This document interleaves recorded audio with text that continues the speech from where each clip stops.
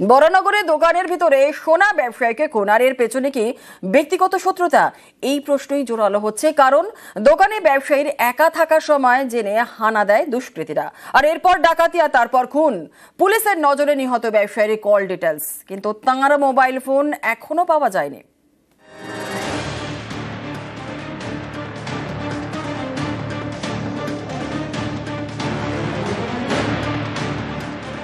ক্রেতা সেজে সোনার দোকানে ডাকাতি, ডাকাতিতে বাধা পেয়ে দোকানেই সোনার ব্যবসায়ীকে খুন। বরানগরে ডাকাতি এবং খুনের এই ঘটনায় একাধিক প্রশ্ন উঠছে। শুধুমাত্র ডাকাতিতে বাধা পেয়ে কি ব্যবসায়ীকে খুন, নাকি এর পিছনে ব্যক্তিগত শত্রুতা রয়েছে? কারণ ঘটনাস্থল থেকে পাওয়া যায়নি তার মোবাইল ফোন। শনিবার দুপুর 3টে থেকে 3:30 নাগাদ ঘটনাটি ঘটেছে। সেই সময় দোকানে একাই ছিলেন ব্যবসায়ী।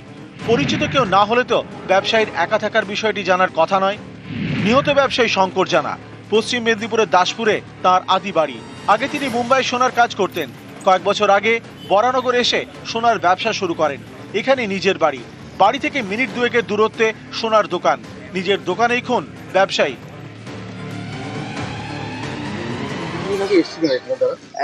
2010-11 সালে এখানে উনি আর ওনার ছেলে। মেয়ে কানাডায় থাকে, ছেলে এখানেই থাকতো। ছেলে দিল্লিতে ঘুরতে গেছে একটু। তদন্তকারীরা জানার চেষ্টা করছেন ব্যবসার সূত্রে কি কারো সঙ্গে শত্রুতা তৈরি হয় শঙ্কর জানার। তদন্তকারীদের নজরে নিহত ব্যবসায়ীর কল ডিটেলস।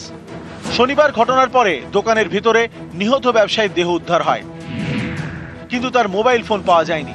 ব্যবসায়ীকে খুন করে ডাকাতির পর তার ফোন নিয়ে চম্পট দেয় দুষ্কৃতীরা। পুলিশের দাবি, গোটা ঘটনায় জড়িত 5 দুষ্কৃতী।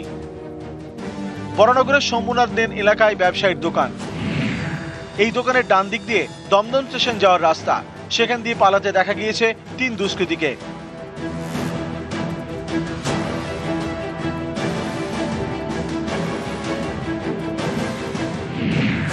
বাকি 2 জন পালিয়েছে দোকানের বাঁ দিক দিয়ে সিথির মোড় হয়ে।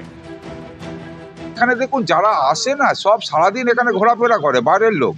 হ্যাঁ, অনেক ঘোরাফেরা, তারা সব এইখানে রেকি করে। তারা এখানে জানে, তারা এখানে মাটি তোলে, নোংরা তোলে, এরা সবটাই পাড়ার জানে। এই গলি ওই গলি জানে, পাড়ার লোক যত না যায়, বাড়ির গলি এই গলি সব কিছু জানে। নিউজ 18 বাংলা।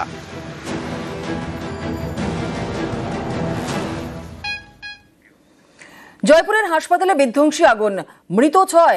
সওয়াই মানসিং হাসপাতালে আগুন। হাসপাতালের আইসিইউতে আগুনে মৃত্যু 6 রোগীর, এবং বাকি রোগীদের সরানো হয় অন্যত্র ওয়ার্ডে। শর্ট সার্কিট থেকেই আগুন বলে প্রাথমিক অনুমান। ट्रॉमा आईसीयू में शॉर्ट सर्किट हुआ, और शॉर्ट सर्किट की वजह से एकदम तेजी से आग लगने से वहाँ पर टॉक्सिक गैसेज और वो सब फैलने लगी। और उसमें अधिकतर क्रिटिकल पेशेंट होते हैं जो मोस्टली कोमाटोज होते हैं। तुरंत रेस्क्यू करा उनको, जितने पेशेंट्स हम आईसीयू से बाहर ला सकते थे तुरंत लेकर आए, उनको दूसरी जगह पे शिफ्ट किया।